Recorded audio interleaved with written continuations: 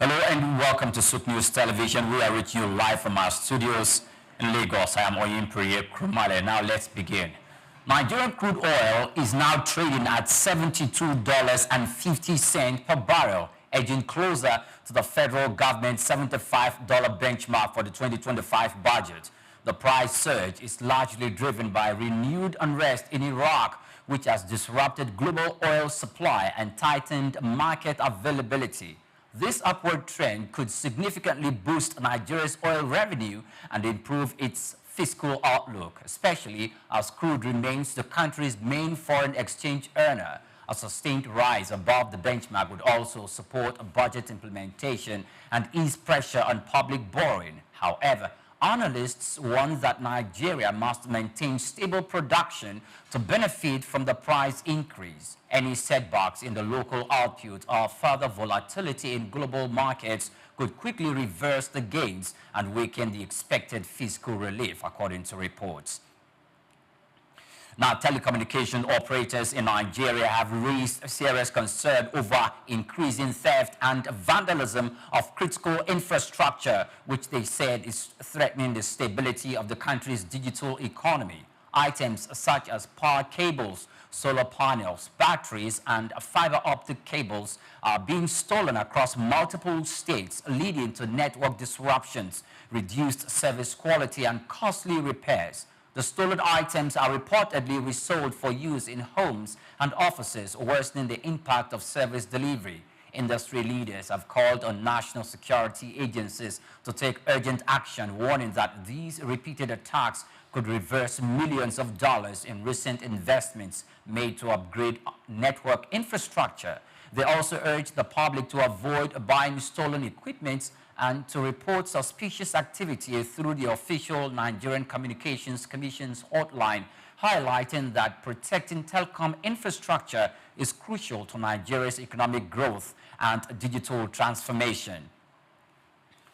Now, Nigerian Maritime Administration and Safety Agency NIMASA has closed Shell plugs and TMDK terminals in Ijegun-Egba in Lagos for repeatedly violated the International Ship and Port Facility Security Code. NIMASA's head of public relations, Osage Edwards, stated that the closures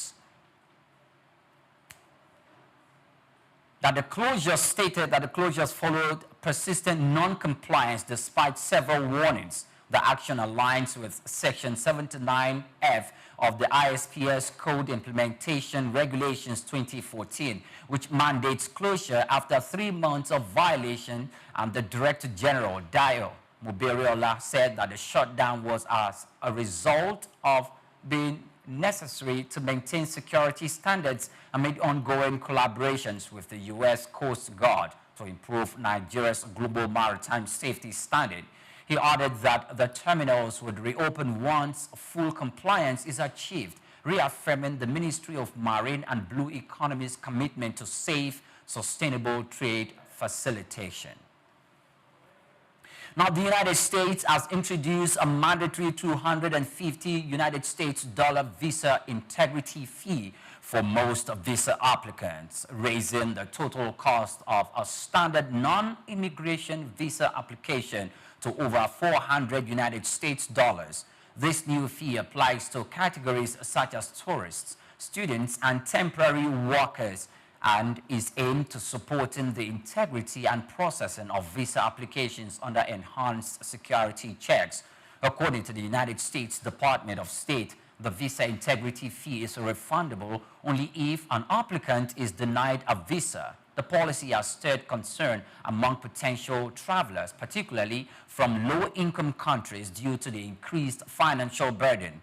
Applicants are advised to confirm payment requirements via official embassy platforms before initiating the application process, according to reports. Now, despite the weeks of negotiation, the International Seabed Authority is yet to finalize deep-sea mining regulations as disagreements persist over environmental safeguards and fair governance. The proposed mining code, which contains 107 rules, aims to regulate the extraction of valuable metals like cobalt, nickel, and manganese used in electric vehicle production.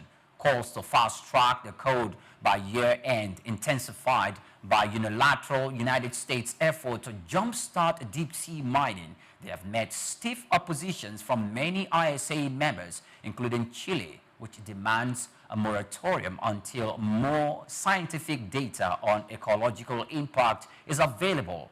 International Seabed Authority Secretary General Letica Cavallo emphasized that the rules are necessary but must be informed by science, dialogue, and caution, including tensions heightened after President Donald Trump instructed U.S. agencies to bypass International Seabed Authority's process and issue domestic and international mining permits under a decades-old U.S. law.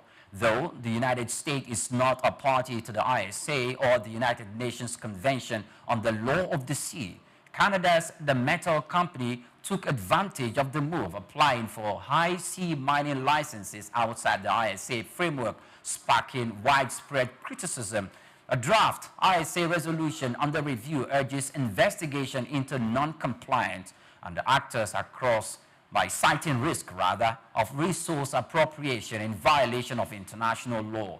Environmental groups warn that mining operations threaten fragile, unexplored marine ecosystem, while industry advocates argue that the materials are essential to global green technologies. The impasse continues as the ISA prepares for its full assembly of 169 member states next week in Kingston, Jamaica. Many thanks for watching. Do well to follow us on all our social media platforms. Souqnews Television coming up shortly is Just Africa. Do stay with us.